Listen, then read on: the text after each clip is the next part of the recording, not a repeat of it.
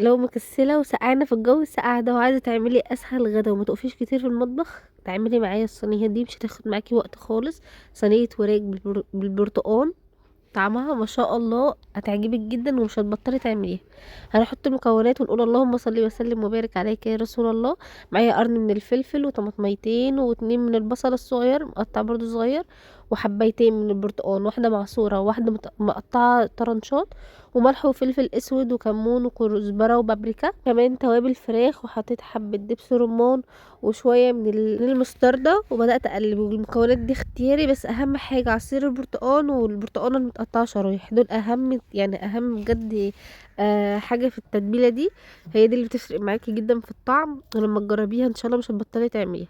بدات افتح كده اللي وراك تفتيحات صغيره، وبدات احط فيها التتبيله واتبلها كده من جوه. وبعدين بتبداي ترصيها في الصينيه بتاعتك وتحطيها، عايزه تحطيها في الفرن بس انا بحب احطها على النار من فوق، تاخد غلوتين وبعد كده هدخلها الفرن تاخد اللون بتاعها. بس هي دي الطريقه. بصوا مفيش اسهل من كده. بصوا شكلها اصلا قبل ما تستوي شكلها عامل ازاي، شكلها مشهي جدا، وان شاء الله لما تجربوها تعجبكم. بس زي ما قلت لكم خدت معايا بالظبط نص ساعه تحضير. بالسوا بكله ساعة الا ربع.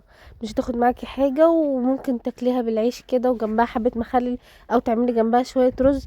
والصوص بتاعها دوت بيتاكل بالرز. وان شاء الله تكونوا استفدتوا. لو حاجة بسيطة جدا من الفيديو يكون عجبكم، لو عجبكم الفيديو متنسوش تعملوا لايك وشير وتشتركوا في القناة عشان نكبر القناة بتاعتنا. اشكركم جدا على المتابعة. السلام عليكم.